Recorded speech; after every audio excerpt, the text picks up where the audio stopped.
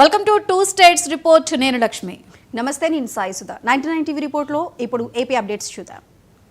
అమరావతి మహిళల మీద అనుచిత వ్యాఖ్యల అంశం ప్రస్తుతం ఏపీ రాజకీయాలను వేడెక్కిస్తోంది. ఈ విషయం మీద వైఎస్ జగన్ భారతీ క్షమాపణలు చెప్పాలని అధికార పార్టీ నాయకులు డిమాండ్ చేస్తున్నారు. ఇప్పటికే ఈ కేసులో సీనియర్ జర్నలిస్ట్ కొమ్మినేని శ్రీనివాసరావును పోలీసులు అరెస్ట్ చేశారు. ఈ క్రమంలో అమరావతి మహిళలను కించపరిచేలా మాట్లాడిన వారి మీద చట్టపరమైన చర్యలు తీసుకోవాలంటున్న బీజేపీ స్పోక్స్ పర్సన్ యామిని శర్మతో మా senior correspondent Kondalarao face to face.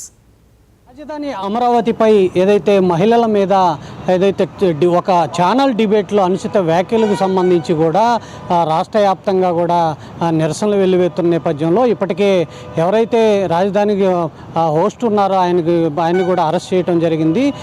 ఈ రాష్ట్ర వ్యాప్తంగా జరుగుతున్న ఈ నిరసన సంబంధించి మనతో మాట్లాడటానికి BJP spokes person Yamini Sharma ఉన్నారు. మేడం, చెప్పండి, ఎలా చూడొచ్చు ఒక ఛానల్ డిబేట్లో ఇలా మాట్లాడటం మహిళల్ని? కానీ రాజధానికి సంబంధించి అమరావతి ఎంతో ప్రతిష్టాత్మకంగా మోడీ గారు రాజధాని అమరావతి పునఃప్రారంభించారు మొన్న ఈ మధ్యనే. ఇలాంటి వ్యాఖ్యలను ఎలా చూస్తారు? మనుషులన్న వాళ్ళు ఎవరు కూడా ఇటువంటి మాటలు మాట్లాడరు. ఎందుకంటే ప్రతి మనిషి కూడా ఒక స్త్రీకే పుట్టేది. అలానే వారి ఇంట్లో తమ తల్లి కానీ భార్య, చెల్లి, కూతురు, అక్కో ఇలాగా స్త్రీతోటి ఈ సమాజం ముడిపడి ఉంటుంది.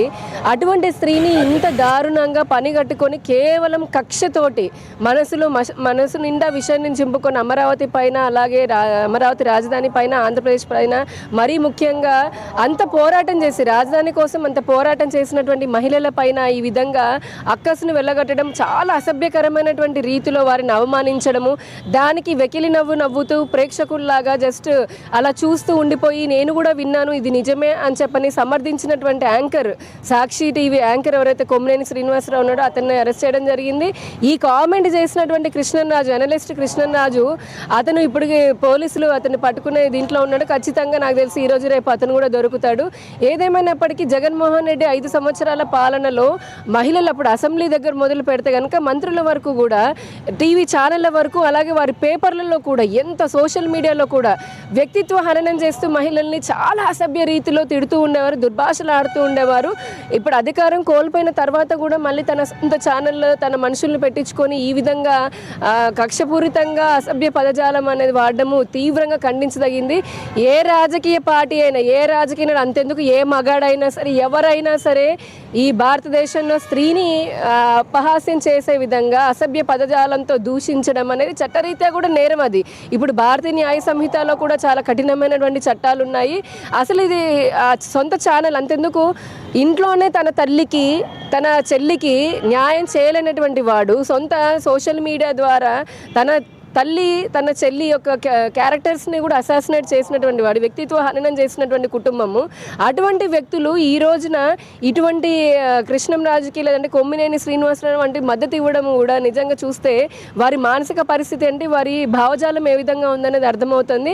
దీన్ని కృష్ణంరాజు మాట్లాడినటువంటి మాటలు కేవలం అమరావతి మహిళలను అపహాస్యం చేయడమే కాదు, యావత్ ఆంధ్ర రాష్ట్రంలో ఉన్నటువంటి 2 కోట్ల మంది మహిళలను కూడా అదేనా ప్రత్యేకమైన ప్రెస్ మీటా కాదు. అంటే ఒక టాపిక్ తీసుకున్నప్పుడు ఆ టాపిక్ సంబంధించి ఉంటే కనుక ఆయన దాంట్లో కూడా వాస్తవాలు, ఇప్పుడు ఏదైనా నేను చెప్పాలంటే ఈ ఊర్లో నీటి ఎద్దడి ఎక్కువగా ఉందనంటే, లేదంటే ఈ ఊర్లో పంటలు ఎక్కువ ఉందంటే నేను ఆ ఊరి గురించి మాట్లాడుతూ, లేదంటే అందులో ఉన్నవి స్టాటిస్టిక్స్ చెప్తూ మాట్లాడాలి. అలాగే ఇప్పటికీ కూడా అన్ని పారిశ్రామిక వాడలలో కూడా ఎంతో సహకారం అందిస్తోంది. మంచి నేషనల్ హైవేలు ఉన్నాయి. ఇప్పుడు అమరావతి జరుగుతోంది, పునర్నిర్మాణం, మళ్ళీ పోలవరం జరుగుతోంది, విశాఖ రైల్వే జోన్ వచ్చింది, అలాగే విశాఖ స్టీల్ ప్లాంట్ కూడా సమస్యలు తీరిపోయాయి, కడప స్టీల్ ప్లాంట్ రాబోతుంది.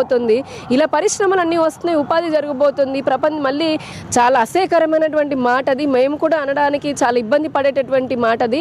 అటువంటి అన్న తర్వాత కనీస బాధ్యత, ఒక మానవత విలువలు ఉన్నటువంటి వారు, మనిషి అన్న వాళ్ళు ఎవరైనా సరే తప్పులు అందరూ చేస్తుంటారు. కొంతమంది భావోద్వేగంలో చేస్తారు, కొంతమంది పొరపాటున చేస్తారు, ఆవేశంతో చేస్తుండొచ్చు, కానీ తర్వాత రియలైజ్ అవుతారు, క్షమాపణలు చెప్తారు. కానీ ఈ ఇద్దరు ఎవరైతే ఉన్నారో వాళ్ళు ఇప్పటికీ క్షమాపణ చెప్పకుండా వారిని సమర్థించుకోవడం అనేది దీన్ని బట్టే మనకు అర్థమవుతుంది. అంటే రాష్ట్ర పరువు తీయాలి అని చెప్పని, రాష్ట్ర మహిళల పరువులు తీయాలని చెప్పని వీరు కంకణం కట్టుకొని అలా చేస్తున్నారు. అలాంటి వాళ్ళని ఉపేక్షించకూడదు. వారికి వేసే మేము గవర్నమెంట్ని ఒకటే డిమాండ్ చేస్తున్నాం, వారికి పడేటటువంటి శిక్షతోటి భవిష్యత్తులో ఏ రాజకీయ పార్టీ కాదు, ఏ ప్రజాప్రతినిధి కాదు, ఏ మొగాడైనా సరే ఆడదాన్ని మళ్ళీ ఇంకొక స్త్రీని దుర్భాషలు ఆడాలి, అవమానపరచాలి, అసభ్య పదజాలంతో మాట్లాడాలని అంటే వాడికి చెమటలు పట్టాలి, వాడికి నాలుక తడి ఆరిపోవాలి. అలాంటి పరిస్థితిలో ఇటువంటి ఉండాలి అని అంటే అంత భయం రిజల్యూషన్ రావాలంటే ఇద్దరికి కఠినమైనటువంటి శిక్షలు పడాలని కూడా మేము డిమాండ్ చేస్తున్నాం. ఇప్పుడు మీరు కూటమి ప్రభుత్వంలో ఉన్నారు, రాజధానికి సంబంధించి పనులు పురోగతి బాగా జరుగుతున్నాయి. ఈ మహిళలపై వ్యాఖ్యల మీద మీరు జాతీయ కమిషన్ని ఆశ్రయించి ఏమన్నా ఫిర్యాదు చేయబలుతున్నారా? భారతీయ జనతా పార్టీ దీనిపైన ఆల్రెడీ ఖండించింది. అలాగే మీరు అన్నట్టుగా కూడా జాతీయ స్థాయిలో ఈ అంశాన్ని తీసుకొని వెళ్ళే క్రమంలోనే ఆలోచన చేస్తున్నాము. అతి త్వరలోనే అది చేస్తాము. అది మహిళలపై ఎవరు ఏ డిబేట్లోనైనా మహిళలపై అనుచిత వ్యాఖ్యలు చేయటం తప్పు, ఖచ్చితంగా ఇలాంటి వారిని ఉపేక్షించకూడదంటూ కూడా యామినీ శర్మ చెప్తున్న పరిస్థితి. మరోవైపు ఎవరైతే మహిళలపై అసభ్యంగా మాట్లాడారో అది ఎవరైనా సరే, డిబేట్లో కూర్చున్న వాళ్ళు బయట వాళ్ళు ఎవరైనా సరే మహిళలపై అసభ్యంగా మాట్లాడితే వాళ్ళపై కఠినంగా చర్యలు తీసుకోవాలంటూ కూడా యామినీ శర్మ అయితే డిమాండ్ చేస్తున్న పరిస్థితి అయితే కనపడుతుంది. కెమెరా పర్సన్ పవన్తో కొండలరావు, విజయవాడ. అమరావతి మహిళల మీద అనుచిత వ్యాఖ్యలు చేయడంపై అధికార పార్టీ నేతలు ఆగ్రహం వ్యక్తం చేస్తున్నారు. రాజధాని గురించి వైసీపీ నేతలు మాట్లాడుతున్న వ్యాఖ్యలు దారుణమని మండిపడుతున్నారు. రాబోయే ఎన్నికల్లో వైసీపీకి ఇప్పుడు వచ్చిన 11 స్థానాలు కూడా దక్కువ అంటున్న ఎమ్మెల్యే పాసం సునీల్ కుమార్ తో మా senior coordinator Muralikrishna face to face. రాష్ట్ర రాజధాని అమరావతి పైన వైసీపీకి సంబంధించినటువంటి నేతలు కావచ్చు, అదేవిధంగా నిన్న జరిగినటువంటి డిబేట్లో మాట్లాడినటువంటి వ్యాఖ్యలపైన తీవ్రస్థాయిలో తెలుగుదేశం పార్టీకి సంబంధించినటువంటి శ్రేణులు మండిపడుతున్నాయి. ప్రస్తుతం మనతో పాటు గూడూరు శాసనసభ్యులు పాసం సునీల్ ఉన్నారు. ఒకసారి మాట్లాడదాం. సార్ చెప్పండి, ఇవాళ కొమ్మినేని అరెస్ట్ చేశారు. నిన్న జరిగినటువంటి వ్యాఖ్యలపైన వైసీపీ తీవ్రస్థాయిలో మండిపడుతుంది, ఏమంటారు? ఇప్పుడు అరెస్ట్ చేయకుండా ఎందుకున్నారండి? ఆ మాటలేందండి, తప్పు కదండి. బ్రహ్మాండ రాజధాని అమరావతి ఈరోజు దేశంలోనే మంచి రాజధాని ఏదంటే అమరావతి తయారవుతుందని చెప్పి మోడీ గారు ఆశీర్వాదాలతో చంద్రబాబు నాయుడు గారు, పవన్ కళ్యాణ్ గారు కృషి చేస్తూ ఉంటే ఈరోజు ఆ విలేజ్ సాక్షికి సంబంధించినటువంటి విశ్లేషకులు అది వ్యభిచార రాజధాని అనడం, ఆడ వ్యభిచారం ఎక్కువ జరుగుతుందనడం నిజంగా అసహ్యం, సిగ్గు పడాల్సినటువంటి పరిస్థితి. ఆడవాళ్ళని ఈ విధంగా కించపరిచేటువంటి రాజకీయ పార్టీ, రాజకీయ పత్రిక ఉంటుంది సాక్షి పేపర్, వైఎస్ఆర్ కాంగ్రెస్ పార్టీ అని తెలియజేస్తున్నాం. ఎందువల్లంటే పిచ్చి ఎక్కువైపోయింది, మదం పట్టిపోయింది. మదం పట్టి మదపు మాట మాట్లాడుతున్నారు. మీ మదాన్ని అంచే రోజు దగ్గరలో ఉంది, అంత తేలికేం కాదు. ఎందుకంటే మేము గెలిచాం, ప్రజల ఆశీర్వాదంతో గెలిచాం. మీరు మహిళల పట్ల ఈరోజు ఆ విధంగా మాట్లాడడం మంచి పద్ధతి కాదు. అదేమో దౌర్జన్యం చేస్తున్నామంట. మేము దౌర్జన్యం చేసేది మీరు మాట్లాడడం బాగా మాట్లాడుతున్నారా? మీ నోట్లో అర్థం కావట్లే. మేము బూతులు మాట్లాడి చాలా బూతులు మాట్లాడతాం. మాకు ఒక క్రమశిక్షణ గల పార్టీలో పనిచేస్తాం కాబట్టి మాట్లాడలేకున్నాం. కాబట్టి అరెస్టులే కాదు, ఇంకా కూడా జరగాలి. ఇంకా మీకు తుత్తర తీరాలి. ఇంకే అవలా మీకు ఇంకా ఉంది, తుత్తర తీరేస్తారు. ప్రజలు కూడా హర్షిస్తారు. ప్రజలు అయ్యో పాపని జారి పడరు మీ పట్ల అని చెప్పి నేను తెలియజేస్తున్నాను. రాష్ట్రంలో రెడ్ బుక్ రాజ్యాంగం నడుస్తుంది. ఇప్పటికే చాలా మంది మాజీ మంత్రులను అరెస్ట్ చేశారు, ఇబ్బందులకు గురి చేస్తున్నారని చెప్పి వైసీపీ అంటారు. సార్ రెడ్ బుక్ ఏముంది సార్? మీరు అవినీతి చేశారు, మీరు అన్యాయం చేశారు. దానిపై చట్ట ప్రకారంగా భారత రాజ్యాంగం డాక్టర్ బాబాసాహెబ్ అంబేద్కర్ గారు రాసిన రాజ్యాంగం నడుస్తుంది. ఇప్పుడు గతంలాగా రాజారెడ్డి రాజ్యాంగం నడవటంలే. కాబట్టి రెడ్ బుక్ అవన్నీ కాదు నాయన. మీరు చేసిన అవినీతి అక్రమాలు, మీరు కూడబట్టిన కోట్ల రుణాల డబ్బులన్నీ కూడా బయట చేస్తుంది గవర్నమెంట్. అన్నీ చట్ట ప్రకారం తప్ప చట్ట వ్యతిరేకంగా మీలాగా తెలుగుదేశం పార్టీ చేయదు. ఇంకా కూడా చాలామంది ఉన్నారు. అయ్యగారులు అందరూ కూడా బయటకు వస్తారు. మీ నోటి తుత్తర, మీ నోటి దురద అన్నీ కూడా తీర్చరో త్వరలో ఉందని చెప్పి తెలియజేస్తాం. ఏడాది గడిచింది కూటమి ప్రభుత్వం ఏర్పడి, ఏడాదిలో అభివృద్ధి జరగలేదు. ప్రత్యేకించి ఏదైతే పథకాలు ఎవరికి అందలేదని చెప్పి వెన్నుపోటు దినాన్ని కూడా వైసీపీ నిర్వహించింది. ఏం చెప్పబోతున్నారు? గూడూరులో అభివృద్ధి జరిగిందంటారా? గూడూరులో దాదాపు 3,000 కోట్లతో సంక్షేమం అభివృద్ధి కార్యక్రమాలు చేశాం. అంతెందుకండి, వదిలేయండి. మీరు ప్రెస్ మీడియా మిత్రులు కదా, ఆర్ఎన్బి రోడ్లు ఏ విధంగా ఉన్నాయి గతంలో, ఈరోజు రోడ్లు ఎట్లున్నాయి? ఎవరు చేశారు? జగన్మోహన్ చేశాడా? సాక్షి పేపర్ చేశారా? చెప్పండి. ఈరోజు విలేజ్లో రిలేటెడ్ రోడ్స్ వేస్తున్నాం ఎన్ఆర్ఐఎస్ కింద పవన్ కళ్యాణ్ గారి నాయకత్వంలో. ఆ గతంలో మీరు చేశారా? ఒక్క వర్క్ అన్న మీ జీవితంలో మీరు చేశారని తెలియజేస్తున్నాం. అలాగే పెన్షన్లు పెంచాం, 1000 రూపాయలు మీరు పెంచారా? సిలిండర్లు ఇచ్చాం, గ్యాస్ సిలిండర్ 3 ఉచితంగా ఇస్తున్నాం, మీరు చేస్తున్నారా? రేపు 14 నుండి తల్లికి వందనం వేస్తున్నాం. ఎంతమంది బిడ్డలు చదువుతుంటే అన్ని 15,000 ఆ యొక్క ఖాతాలో వేసేయడం కార్యక్రమం చేస్తున్నాం. ఆగస్టు 15 నుంచి ప్రతి ఒక్కరికి మహిళలందరికీ ఫ్రీ బస్సు సౌకర్యానికి అలా చేస్తున్నాం. ఏం చేయాలి? ఆర్ఎన్బి కానివ్వండి, అలాగే ఇరిగేషన్ సంబంధించినటువంటి ప్రతి చెరువు కూడా ఈరోజు రిపేర్ చేసిన తెలుగుదేశం పార్టీ అని తెలియజేస్తున్నా. ఏం చేయలేదు చెప్పండి. మీరు ఏం చేయలేదని మీరు మాట్లాడుతున్న అర్థం కావట్లా. మీకు ఇక జీవితంలో మీకు 11 వచ్చాయి మొన్న, అవి కూడా రాకుండా కార్యక్రమం ఉంది. కాబట్టి ప్రజలందరూ కూడా అయ్యో పామని మేము ఎవరు అనడంలే. మీకు ఇంకా జరగాల, శాస్తి జరగాలంటే మీరు చేసినటువంటి కార్యక్రమాలు, మీరు చేసిన అరాచకాలు, అన్యాయాలు ఇంకా కూడా ఆంధ్ర రాష్ట్ర ప్రజలు మర్చిపోరని చెప్పి తెలియజేస్తున్నా. బ్రహ్మాండంగా నెంబర్ 1 స్టేట్గా ఈ రాష్ట్రం ఎదుగుతుందని చెప్పి తెలియజేస్తూ ప్రతి కాన్స్టిట్యున్సీలో వేల కొలది అభివృద్ధి కార్యక్రమం జరిగాయని చేసేదాని నిదర్శనం. రేపు నుంచి శిలాఫలకాలు వేస్తున్నాం. శిలాఫలకాలతో చూసుకొని పోయి మేము చేస్తున్నాం లేదు. అది మొత్తం మీద తీసుకుంటే ఏదైతే అమరావతి రాజధాని పైన ఎవరైతే చేసినటువంటి వ్యాఖ్యలు ఉన్నాయో ఈ వ్యాఖ్యలపైన ఖచ్చితంగా కూడా చర్యలు తీసుకోవడం జరుగుతుంది. దీంతోపాటు రాష్ట్రంలో అభివృద్ధి సంక్షేమాన్ని 2 కళ్ళుగా ఎవరైతే ముఖ్యమంత్రి చంద్రబాబు నాయుడు అదేవిధంగా కూటమి ప్రభుత్వం కూడా చేపడుతుందని చెప్పి గూడూరు ఎమ్మెల్యే పాసం సునీల్ చెప్తున్నటువంటి పరిస్థితి అయితే ఉంది.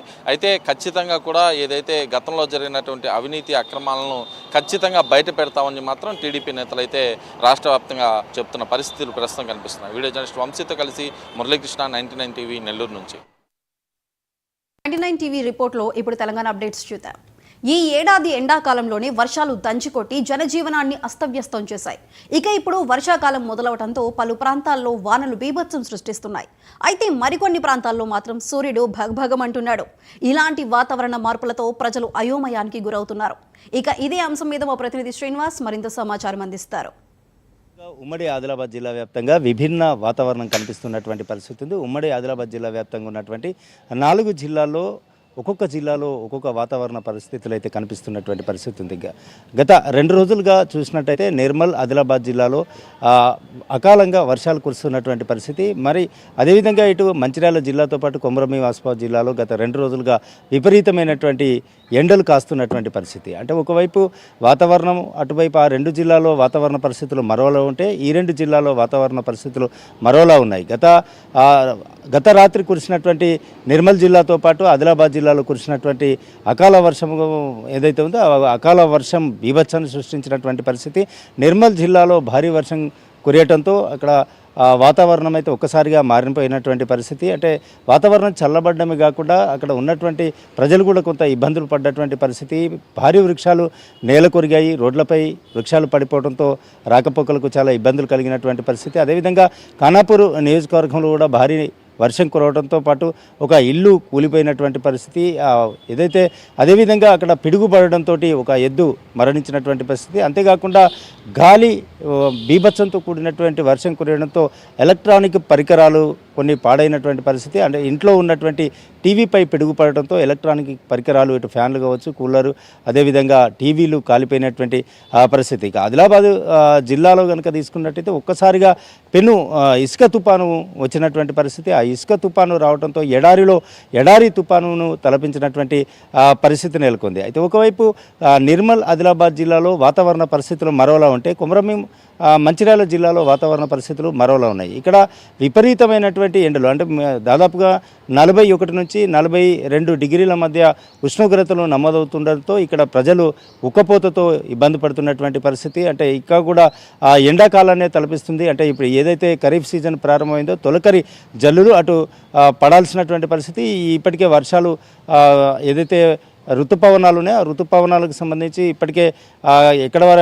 ఇప్పటికే వాతావరణ శాఖ చెప్తున్నటువంటి పరిస్థితి. ఇదే విధంగా తెలంగాణ రాష్ట్ర వ్యాప్తంగా కూడా భారీ వర్షాలు కురిసేటువంటి అవకాశాలు ఉన్నాయని చెప్పేసి వాతావరణ శాఖ హెచ్చరిస్తున్నటువంటి పరిస్థితి. అయితే జూన్ మొదటి వారంలోనే ఇప్పుడు ఖరీఫ్ సీజన్ ప్రారంభమవుతుంది. ఖరీఫ్ సీజన్లో ఇటు వర్షాలు పడ్డట్టయితే ఇప్పటికే దుక్కులు దున్ని వర్షాల కోసం ఎదురు చూస్తున్నటువంటి పరిస్థితి. ఇక విత్తనాలు ఏదైతే పత్తి విత్తనాలు పెట్టేటువంటి టైం వచ్చింది, ఆ పత్తి విత్తనాలను నాటే టైం కోసం రైతులంతా ఆతృతగా వర్షం కోసం ఎదురు చూస్తున్నటువంటి పరిస్థితి. అయితే ఉమ్మడి ఆదిలాబాద్ జిల్లాలో 2 జిల్లాల్లో 2 రకాలుగా విభిన్న వాతావరణ పరిస్థితులు ఉన్నాయి. ప్రజలు ఒకవైపు ఎండ ఉక్కపోతతో ఇబ్బంది పడుతుంటే మరోవైపు వర్షాలతో ఇబ్బంది పడుతున్నటువంటి పరిస్థితి ఉంది. ఇటు నిర్మల్, ఆదిలాబాద్ జిల్లాలో మరోలా పరిస్థితి ఉంది. కొమరంభీం, ఆసిఫాబాద్, ఇటు మంచిర్యాల జిల్లాలో చూసినట్టయితే వాతావరణ పరిస్థితులు భిన్నంగా ఉన్నటువంటి పరిస్థితి. ఏది ఏమైనప్పటికీ ఖరీఫ్ సీజన్ ప్రారంభమైంది. ఖరీఫ్ సీజన్ ప్రారంభమవడంతో జూన్ మొదటి వారంలో ఋతుపవనాలు కేరళను తాకాయి అని చెప్తున్నారు. సో ఇంకా తెలంగాణకు కూడా త్వరలోనే వచ్చేటువంటి అవకాశాలు ఉన్నాయి, భారీ వర్షాలు కురిసేటువంటి అవకాశాలు ఉన్నాయని చెప్పేసి వాతావరణ శాఖ అయితే చెప్తున్నటువంటి పరిస్థితి. ఏది ఏమైనప్పటికీ కానీ ఈ జిల్లాలో మాత్రం గత 2 రోజులుగా విభిన్న వాతావరణ పరిస్థితులు అయితే నెలకొన్నాయి. వీడియో జర్నలిస్ట్ సారైతు శ్రీనివాస్, ఉమ్మడి ఆదిలాబాద్ జిల్లా నుండి.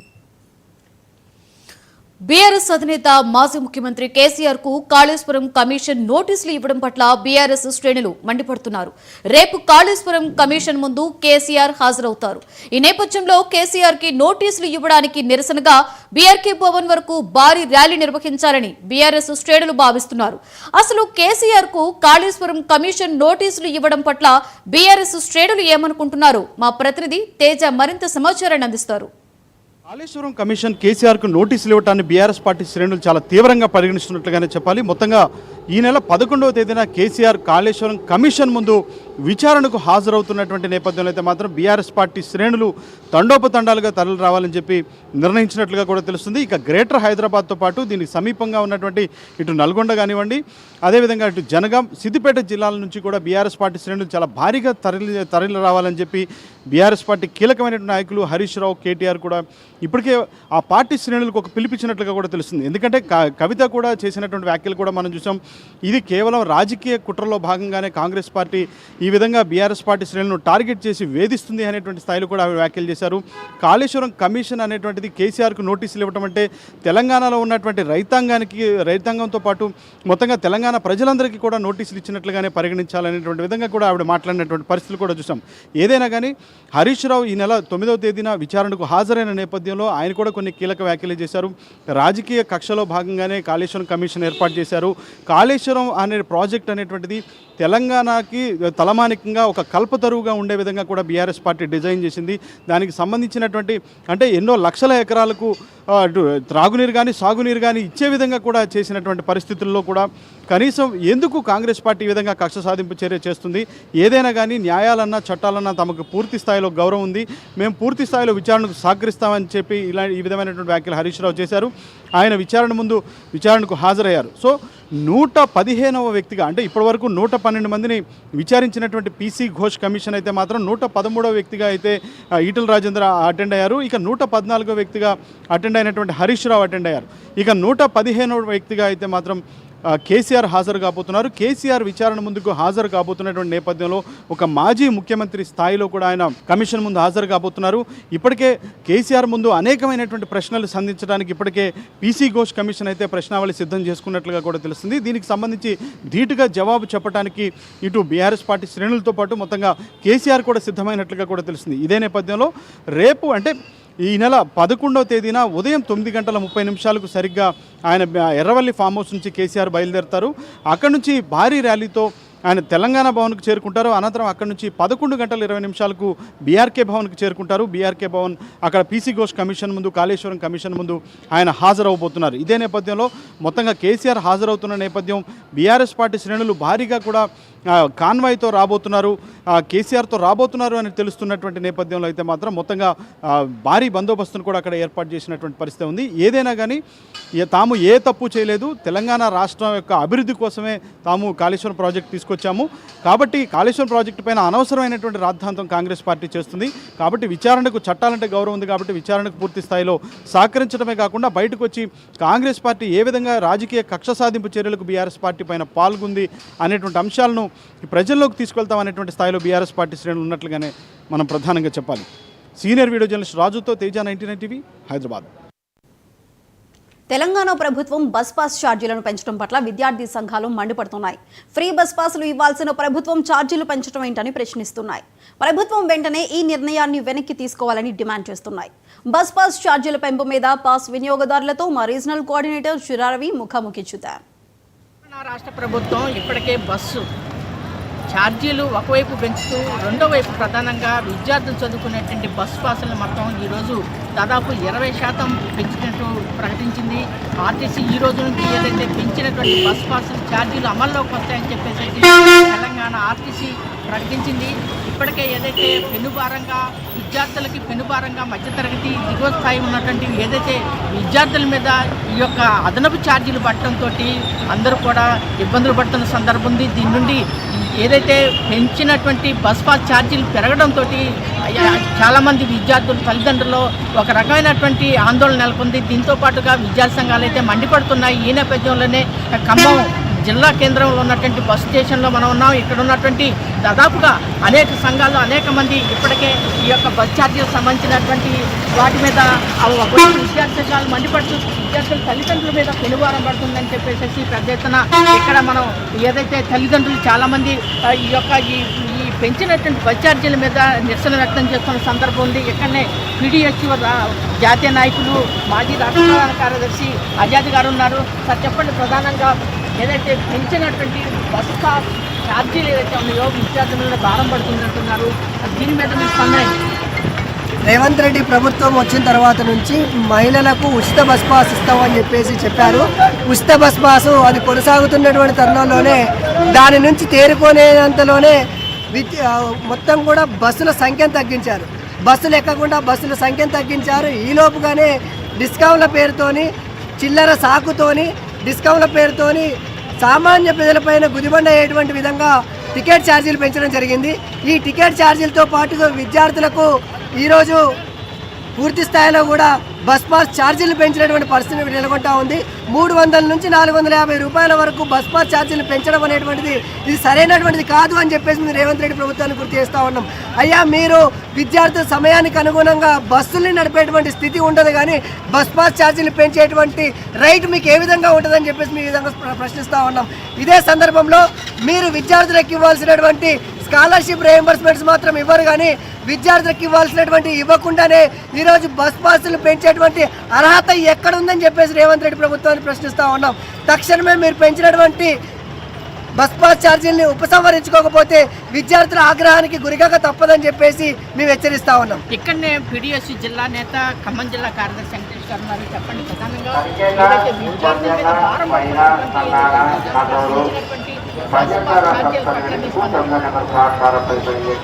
కాంగ్రెస్ ప్రభుత్వం అధికారంలోకి వచ్చిన తర్వాత విద్యార్థుల భవిష్యత్తు అంధకారంలోకి నెడతా ఉన్నది. మాట ఎందుకంటే ఈరోజు అధికారంలోకి వచ్చిన తర్వాత విద్యార్థులకి ప్రభుత్వం ఏమైనా విద్యార్థుల భవిష్యత్తు కాదనుకునే విధంగా డెవలప్మెంట్ అయ్యే విధంగా స్కీములు తీసుకొచ్చిందంటే లేదు. ఉన్న స్కీములను నిర్వీర్యం చేసే పరిస్థితి కనిపిస్తూ ఉంది. స్కాలర్షిప్ రియంబర్స్మెంట్ నిర్వీర్యం చేశారు. అదేవిధంగా ఈరోజు విద్యార్థులు చదువుకునే బస్ పాసులు ఈరోజు ముఖ్యంగా చూసుకుంటే గ్రామీణ ప్రాంతాలకు చెందినటువంటి విద్యార్థులు కావచ్చు, అదేవిధంగా గ్రామాలలో దూర ప్రాంతాలకు ఉన్నటువంటి విద్యార్థులు కావచ్చు, నగరాలకు వచ్చి ఈరోజు చదువుకోవాలంటే కేవలం బస్ పాస్ మీద ఆధారపడే పరిస్థితి కనిపిస్తూ ఉంది. కాబట్టి అటువంటి విద్యార్థులకి భారం పడే విధంగా ఈరోజు ప్రభుత్వం ఈ ఆలోచన విధానాన్ని ఏదైతే బస్ పాస్ ఛార్జీలు పెంచడం ఏదైతే ఉందో అది విద్యార్థులకు భారంగా పడే పరిస్థితి కనిపిస్తూ ఉంది. ప్రభుత్వం చిత్తశుద్ధి ఉంటే మీరు విద్యార్థుల జీవితాలకు న్యాయం చేయదలుచుకుంటే మీరు ఈ రకమైన ఆలోచన మీరు ఏ విధంగా చేస్తారని చేసి అడుగుతూ ఉన్నాము. రాత్రి ఈరోజు బస్ ఛార్జీలు పెంచిన పరిస్థితి కనిపిస్తూ ఉంది. ఈరోజు మహిళలకు ఈరోజు ఉచిత బస్ పాస్ అని చెప్పి తీసుకొచ్చారు. మహిళలు ఈరోజు ఉచిత బస్ పాస్ తీసుకొచ్చారు. సరే, మరి రేపటి భవిష్యత్తు అనేటువంటి విద్యార్థులకు ఈరోజు బస్ పాస్ ఉచితంగా ఇవ్వాలని చెప్పి మేము పీడిఎస్గా డిమాండ్ చేస్తూ ఉంటే మీరు ఈ రకమైనటువంటి ఆలోచనతో ఈరోజు విద్యార్థులకి బస్ ఛార్జీలు పెంచడం అంటే, ఈరోజు బస్ పాస్ ఛార్జీలు పెంచడం అంటే విద్యార్థులు ఉన్నత విద్యకు నగరాలకు రాకుండా ఆపడమే కదా ఈ ఆలోచన ప్రభుత్వ విధానంగా కనిపిస్తూ ఉన్నది. దీనివల్ల విద్యార్థులు, పేద విద్యార్థులు కావచ్చు, వీరు ఈరోజు విద్యను కోల్పోయే అవకాశం ఉంటుంది, గ్రామాలకే పరిమితి అయ్యే అవకాశం ఉంటుంది. దీనివల్ల రాష్ట్రానికే కాదు రాష్ట్ర యువత కూడా నష్టపోయే అవకాశం ఉంటుంది. కాబట్టి ప్రభుత్వం తక్షణమే ఈ ఆలోచన విధానాన్ని రద్దు చేయాలి. మేము ఏం డిమాండ్ చేస్తూ ఉన్నామంటే, రేవంత్ రెడ్డి గారు మీరు తక్షణమే విద్యార్థులకి ఉచిత బస్ పాస్ చేయండి. చదువుకునే ప్రతి విద్యార్థికి, మహిళలకు ఆల్రెడీ మహాలక్ష్మిలో వెళ్తూ ఉన్నారు. దానికంటే ముందు ఈరోజు విద్యార్థులుగా ఉన్నటువంటి మా పురుషుల విద్యార్థులు ఎవరుతున్నారో వారికి ఖచ్చితంగా మీరు ఉచిత బస్ పాస్లు ఇస్తే వారికి ఉన్నత విద్య చదువుకోవడానికి అవకాశం ఉంటుంది. కాబట్టి విద్యను వాళ్ళు డ్రాప్అవుట్ కాకుండా కాపాడుకోవాల్సిన అవసరం ఉన్నది. కాబట్టి ప్రభుత్వం తక్షణమే అటువంటి ఆలోచన చేయని చెప్పేసి కూడా మేము పీడిఎస్గా డిమాండ్ చేస్తూ ఉన్నాము. ఏదైతే ఇప్పటికే పెంచినటువంటి ఛార్జీలు, బస్ పాస్ ఛార్జీలు ఏవైతే ఉన్నాయో అవి వెంటనే తగ్గించాలని, అట్లాగే ప్రధానంగా ఉచిత బస్ పాసులు అనేటువంటి ప్రధానంగా విద్యార్థులకి ఉచిత బస్ పాసులు కల్పించాలని, ఉచిత ప్రయాణం కల్పించాలని చెప్పేసి పీడిఎస్ నాయకులు డిమాండ్ చేస్తున్నారు. కెమెరామెన్ సుధాకర్తో చెర్రా రవి, 99 టీవీ ఖమ్మం. కరీంనగర్ బల్దియాలో డీలిమిటేషన్ సరికొత్త వివాదాన్ని రాజేసింది. డివిజన్లను ఇష్టానురీతిన నిర్ణయించడం పట్ల ప్రజాప్రతినిధులు ఆగ్రహం వ్యక్తం చేస్తున్నారు. అభివృద్ధికి తామెన్నడూ కూడా వ్యతిరేకం కాదని, కానీ ఇష్టానురీతిన డివిజన్లు విభజించడాన్నే వ్యతిరేకిస్తున్నామని అంటున్నారు. ఇప్పటికైనా అధికారులు స్పందించి డివిజన్ల పునర్విభజన పారదర్శకంగా, శాస్త్రీయంగా చేపట్టాలి అంటున్న కరీంనగర్ బీఆర్ఎస్ మాజీ ప్రజాప్రతినిధులతో మా ప్రతినిధి Praveen face to face. Karimnagar బల్దియాలో సరికొత్త వివాదం రాజుకుంది. డివిజన్ల పునర్విభజన శాస్త్రీయంగా చేపట్టలేదని కరీంనగర్ బీఆర్ఎస్ మాజీ ప్రతినిధులు కార్పొరేటర్లు ఆందోళన వ్యక్తం చేస్తున్నారు. దీనిపై ఇప్పటికి కూడా కరీంనగర్ కలెక్టర్ పమ్మెల సత్పతికి వినతి పత్రాన్ని అయితే సమర్పించారు. ఒక ప్రత్యేక ఏజెన్సీని చేపట్టి ఈ డివిజన్లను శాస్త్రీయంగా విభజించాలని కూడా కోరుతున్నారు. ప్రస్తుతం మనతోటి కరీంనగర్కి సంబంధించిన మాజీ ప్రజాప్రతినిధులు ఉన్నారు. వారిని అడిగి తెలుసుకునే ప్రయత్నం చేద్దాం. కొత్తగా కరీంనగర్ డివిజన్ బల్దియాలో కొత్తపల్లి మున్సిపాలిటీని కూడా చేర్చారు. ఇక్కడ మాజీ కౌన్సిల్ చైర్మన్ రాజు గారు ఉన్నారు. వారిని అడిగి తెలుసుకునే ప్రయత్నం చేద్దాం. చెప్పండి అన్న, అసలు ఇప్పుడు కొత్తపల్లిని కూడా ఇప్పుడు తీసుకొచ్చి కరీంనగర్ కార్పొరేషన్ కలిపేశారు. దీని మీద మీ అభిప్రాయం ఏంటి? అసలు వాస్తవంగా కొత్తపల్లి మున్సిపల్ అవడమే ప్రథమంగా జరిగింది. ఆ ప్రథమంగా జరగడం అభివృద్ధిలో భాగంగా కొత్తపల్లి మున్సిపల్ దినదిన అభివృద్ధి చెందుతున్న నేపథ్యంలో అసలు కార్పొరేషన్లో కలిపిండ్రు. ఫస్ట్ కొత్తపల్లి మున్సిపాలిటీని కార్పొరేషన్లో కలపాల్సిన అవసరం లేదు. ఒకవేళ వాళ్ళ పద్ధతి ప్రకారం కలిపిన తర్వాత ఏదైతే డిలిమిటేషన్ ప్రక్రియలో భాగంగా భౌగోళికంగా కాకుండా ఏదైతే ఇంటి నంబర్ బ్లాక్ వైజ్ గా కలపడం అనేది చాలా ఇబ్బందికరమైన ఇష్యూ. రేపు ప్రజలకు కూడా చాలా ఇబ్బంది ఏర్పడుతుంది. ఎందుకంటే R&B రోడ్ మరియు నేషనల్ హైవే రోడ్డు కూడా దాటి, ఎందుకంటే ఈ బ్లాక్ల ప్రకారంగా ఏం జరుగుతుందంటే డిలిమిటేషన్ అనే వ్యవస్థను రోడ్డుకు రెండు పక్కలా చేయడం అనేది చాలా తప్పు. అయితే కుడి పక్క చేయాలి, లేకపోతే ఎడమ పక్క చేయాలి. అలాగే కాకుండా నేషనల్ హైవే 563 దాటి కూడా ఈ బ్లాకులు చేయడం అనేది చాలా ఇబ్బందికర విషయము. ఇది శాస్త్రీయబద్ధంగా చేయలేదు. కావున నిన్న కూడా కలెక్టర్ గారికి విన్నవించుకోవడం జరిగింది. కలెక్టర్ గారు సానుకూలంగా స్పందించారు.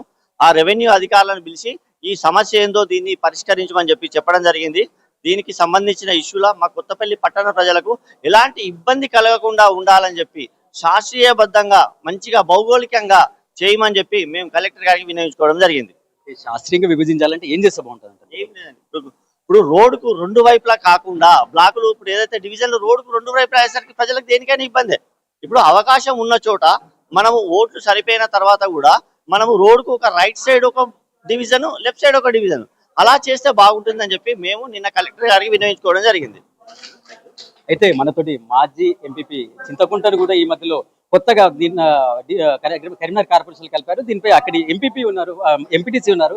వారిని అడిగి తెలుసుకున్న ప్రయత్నం అన్న, చెప్పండి. చింతకుంటను కూడా కలిపారు, ప్లస్ మల్కాపూర్, లక్ష్మీపూర్ వీటిని కూడా తాజాగా కలిపారు. దీని మీద మీరేమంటారు? అసలు వాస్తవంగా కలపొద్దని గతంలోనే మేము పోరాటం చేసినాం. అప్పుడున్న మంత్రి గారికి ఇచ్చినాం, కలెక్టర్ గారికి ఇచ్చినాం. సరే, మా దురదృష్టం మరి ఇప్పుడున్న ప్రభుత్వం తీసుకొని విలీనం చేసింది. అయినా కూడా సరే బాధ ఉన్నా కూడా ఏదో విలీనం అయిన తర్వాత కూడా ఏదైతే డివిజన్ల పునర్విభజన జరిగిందో అలా సక్రమంగా అవుతుందని చెప్పి మేము భావించాం. ఏం జరిగిందంటే చింతకుంట విలేజ్ 50 సంవత్సరాల కింద ఏర్పడ్డ చింతకుంట విలేజ్, దీని తర్వాత విచారణ జరిపించి నిజంగా ఒక రోడ్డా లేకుంటే ఒక ఏరియానా, ఇప్పుడు మాకు చింతకుంట కెనాల్ బార్డర్ ఉంటుంది ఒక ఏరియా, లేదంటే వెమ్లవాడ నుంచి కరీంనగర్ నుంచి వెమ్లవాడ పోయే రూట్ ఉంటుంది, లెఫ్ట్ సైడ్ రైట్ సైడ్ అట్లా కాకుండా ఏది చేయకుండా హౌస్ నంబర్లను తీసుకొని చేయడం జరిగింది. దీనికి ప్రజలందరూ కూడా వ్యతిరేకించారు. మేము కూడా కలెక్టర్ గారికి విన్నవించడం జరిగింది. ఈ జరిగినటువంటి ఏదైతే డివిజన్ల పునర్విభజన ఉందో అది అశాస్త్రీయంగా జరిగింది, శాస్త్రీయంగా జరగలేదు. దీని మీద వెంటనే మరి ఒక పెద్ద సంస్థతో విచారణ జరిపించి కమిటీ వేసి దీనికి సక్రమంగా చేయాలని చెప్పి ఈ సందర్భంగా ప్రజల్ని మేమందరం కూడా కలెక్టర్ గారిని విన్నవించడం జరిగింది. మంత్రి గారి దృష్టి కూడా తీసుకుపోవడం జరిగింది. అన్న, 2020 ముందు 50 డివిజన్లు ఉన్న కరీంనగరాన్ని నాటి బీఆర్ఎస్ ప్రభుత్వం 60 డివిజన్లుగా చేసింది. ఇట్లనే వాళ్ళు కూడా ఇష్టరీతిన చేశారని ప్రజెంట్ కాంగ్రెస్ నాయకులు కూడా ఆరోపిస్తున్నారు. దీన్ని మీరేమంటారు? అసలు నిజంగానే ఇది చాలా బాధాకరమైన విషయం. అసలు అధికారులు ఉన్నారా లేరా, అసలు ఏ రకంగా విభజించారు అనేది అర్థం కాని పరిస్థితి. అంటే మామూలుగా చదువురాని వాళ్ళు కూడా అడిగితే ఈ డివిజన్ ఇక్కడ వరకు చేయొచ్చు, ఈ డివిజన్ ఇక్కడ వరకు చేయొచ్చు అనే చెప్పే అవగాహన ఉన్నటువంటి పరిస్థితుల్లో మరి అంత చదువుకొని IASలు అయి ఉండి అదే గెజిటెడ్ ఆఫీసర్లు అయి ఉండి కూడా మరి తప్పుల తడగా చేయడం అనేది చాలా బాధాకరమైన విషయం. అట్లాంటి అధికారులపైన తక్షణమే చర్య తీసుకోవాలి.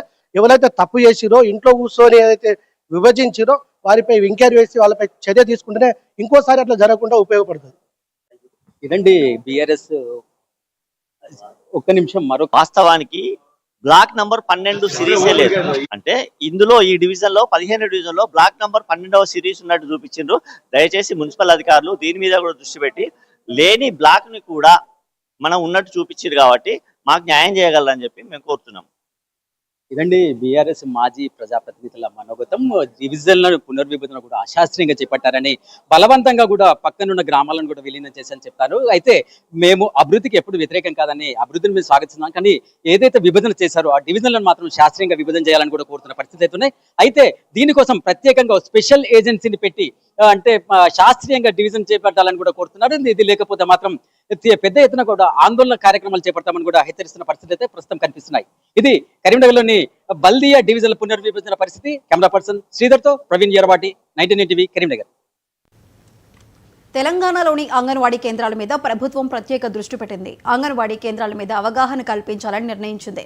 విద్యార్థులకు పోషణతో కూడిన ఆహారం అందించాలని సూచించింది. ఈ క్రమంలో ములుగు జిల్లాలో అమ్మ మాట అంగన్వాడీ బాట అనే కార్యక్రమం ప్రారంభమైంది. ఇక ఇదే అంశం మీద DWOలు తులరవి, శిరీషలతో మా ప్రతినిధి సంపత్ ఫేస్ టు ఫేస్. ఈ నెల 10వ తారీఖు నుండి 17వ తారీఖు వరకు అమ్మ మాట అంగన్వాడీ బాట అనే కార్యక్రమాన్ని ములుగు జిల్లాలో నిర్వహించారు. మనం ఇప్పుడు చూసుకున్నట్లయితే జంగల్పల్లి సెంటర్ వద్ద అమ్మ మాట అంగన్వాడీ బాట అనే కార్యక్రమాన్ని నిర్వహించారు. ఇక్కడ మనకు DWOగా ఉన్నటువంటి ఇన్ఛార్జ్ DWO తులరవి గారు మన మధ్యలో వారితో మాట్లాడే ప్రయత్నం చేద్దాం. చెప్పండి, ఈ రోజు అమ్మ మాట అంగన్వాడీ బాట కార్యక్రమం ద్వారా ఎలా నిర్వహిస్తున్నారు? ఈ రోజు రాష్ట్ర ప్రభుత్వం 10 తారీఖు నుండి 17వ తారీఖు వరకు అమ్మ మాట అంగన్వాడీ బాట కార్యక్రమం రూపొందించడం జరిగింది. దానికి గాను ఈ రోజు జరిగే కార్యక్రమాలకి పిల్లల యొక్క చిల్డ్రన్స్ యొక్క తల్లిదండ్రుల యొక్క సెల్ఫీ తీసుకోవడం జరుగుతుంది. ఆ సెల్ఫీ తర్వాత వారి యొక్క ఆ విలేజ్లో ఉన్నటువంటి SHG గ్రూప్స్ కానీ, తర్వాత లోకల్గా ప్రజాప్రతినిధులు కానీ వాళ్ళతోని మా అంగన్వాడీ టీచర్స్ కానీ హెల్పర్స్ కానీ వాళ్ళతోని డిస్కషన్స్ జరిగి మా పిల్లలకు మళ్ళీ ఇమీడియట్గా వాళ్ళని ఎక్కువ మందిని చేర్పించడానికి మా వాళ్ళు అవేర్నెస్ క్యాంపులు కండక్ట్ చేయడం జరుగుతుంది. మనం చెప్పుకున్నట్లయితే ఇప్పటి వరకు అమ్మ మాట అంగన్వాడీ బాట ద్వారా ఎంతమంది పిల్లలకు మనం అవేర్నెస్ ఇవ్వబోతున్నాం? పిల్లలు కావచ్చు, గర్భిణీ స్త్రీలు కూడా కావచ్చు, వారికి ఎటువంటి సౌకర్యాలు మనం ఏర్పాటు చేస్తున్నాం, ఎలా మేము మోటివేట్ చేయాలి? మనం చెప్పదలుచుకుంటే ఈ రోజు ఇంతకు ముందు లేని ఇన్స్ట్రక్షన్స్ ప్రకారం ఈ రోజు వచ్చిన మనకు ఈ సంవత్సరంలో చాలా అంగన్వాడీ ఒక బడికి ఎలక్ట్రిఫికేషన్ సమర్థి అది చేయడం జరుగుతుంది. వాటర్ ఫెసిలిటీస్ ఇవ్వడం జరుగుతుంది. మనం చెప్పుకున్నట్లయితే అమ్మ మాట అంగన్వాడీ బాట కార్యక్రమం ద్వారా ప్రతి పిల్లవాడు సర్కార్ బడి వద్దు, ప్రైవేట్ బడి వద్దు, సర్కార్ బడి వద్దు అనే విధానంతో ముందుకు పోతుంది. మనం చూసుకున్నట్లయితే మన మధ్యలో CDPO గారు కూడా ఉన్నారు, వారితో కూడా మాట్లాడే ప్రయత్నం చేద్దాం. చెప్పండి మేడం, ముఖ్యంగా గర్భిణీ స్త్రీలకు ఎటువంటి చర్యలు ఇవ్వబోతున్నారు? వారికి ఇవ్వాల్సిన జాగ్రత్త సేవలు చూసుకుంటే మనము వాళ్ళకి పౌష్టిక ఆహారం ఒక పూట సంపూర్ణ భోజనం అందించడం జరుగుతుంది. సో ఈ భోజనంలో ఉండే పోషక విలువలు పప్పు, ప్రోటీన్, తర్వాత వాళ్ళకి పాలు ఇవ్వడము, కాల్షియము, అలాగే IFA టాబ్లెట్స్ వేసుకోమని చెప్పడము, ఇవన్నీ మనం గర్భిణులకు ఇచ్చే సూచనలు చేస్తూ ఉంటాము. అలాగే గృహ సందర్శన, ఒకవేళ ఫస్ట్ గనక పాప పుడితే రెండోసారి జెండర్ డిస్క్రిమినేషన్ లేకుండా ఉండడం కోసం ఆ ఇంటికి వెళ్ళి మనము పాపైనా బాబైనా ఎవరైనా సేఫ్. ఇప్పుడున్న సిచ్యువేషన్స్ లో మనము అమ్మాయిలు సెక్స్ రేషియో అనేది తగ్గిపోతుంది. సో ఎవరైనా ఓకే అనే విధంగా ఆ తల్లికి కానీ అత్తకు కానీ మనము అవేర్నెస్ ఇవ్వడము, అలాగే వాళ్ళని కౌన్సిల్ చేయడం జరుగుతుంది. అంటే రెండోసారి ఎవరనేది కాకుండా ఎవరైనా ఆ బిడ్డను మనం యాక్సెప్ట్ చేసే విధంగా. ఎందుకంటే ఇప్పుడు అమ్మాయిలకి మనకి ఎన్నో స్కీమ్స్ ఉన్నాయి, బేటీ బచావో, బేటీ పడావో, సుకన్య సమృద్ధి యోజన స్కీమ్స్, ఇవన్నీ కూడా ఇంప్లిమెంట్ చేయడం జరుగుతుంది. దీన్ని మనం అవేర్నెస్ చేయడం జరుగుతుంది. అదే విధంగా మనం బాలింతలకు వస్తే ఖచ్చితంగా 6 నెలల వరకు కేవలం తల్లిపాలు మాత్రమే తాగించాలి అని సూచించడం. ఎందుకు అని అంటే అందులో రోగనిరోధక శక్తి ఉంటుంది, పిల్లలకి ఎటువంటి వ్యాధులు వ్యాపించవు, డయేరియా ఇవన్నీ రాకుండా ఉండడం జరుగుతుంది.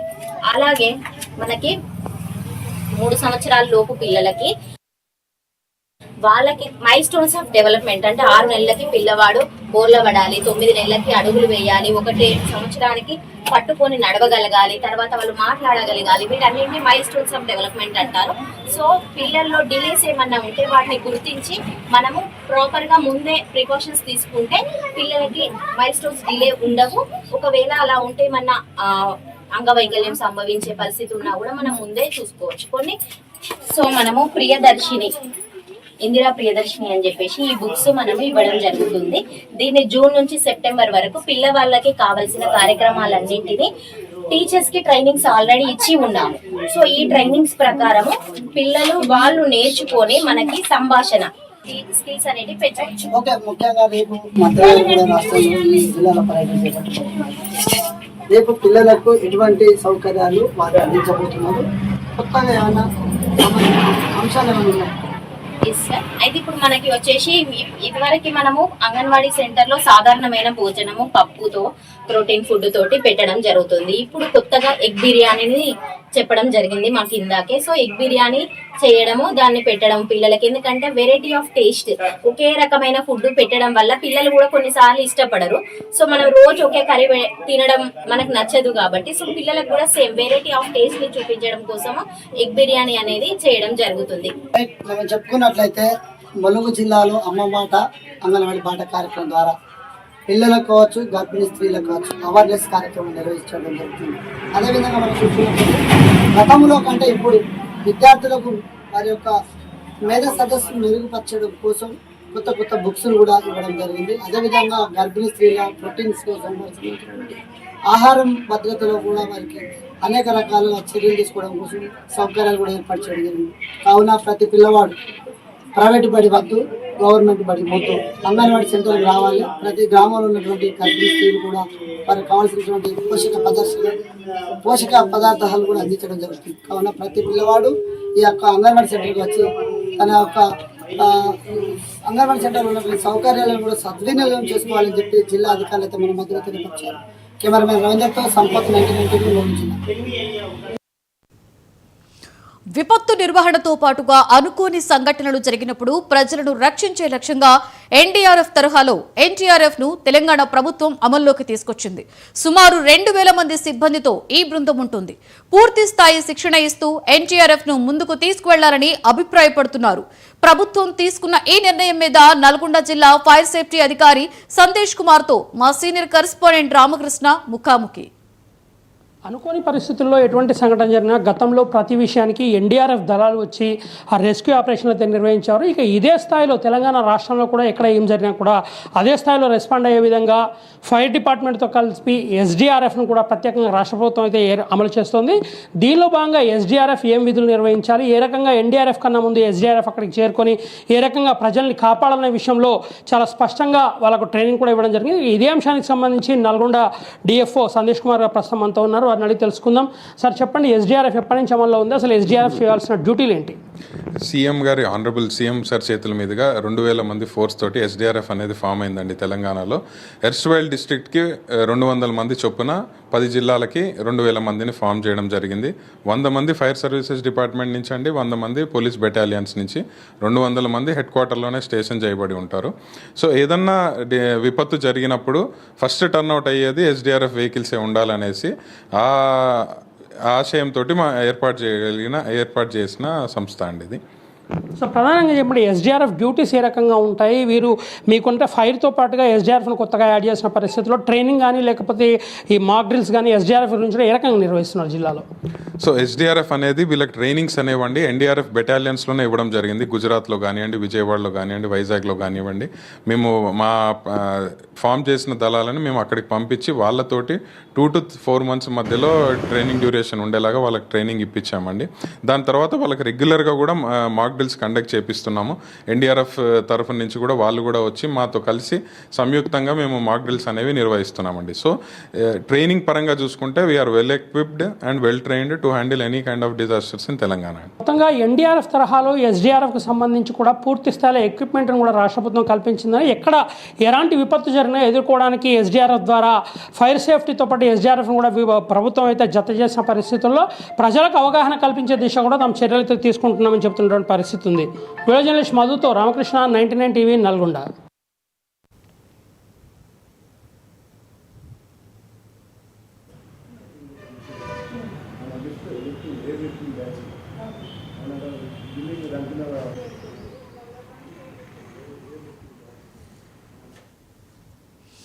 ఇవి ఈరోజు 2 states report. Keep watching 99 TV.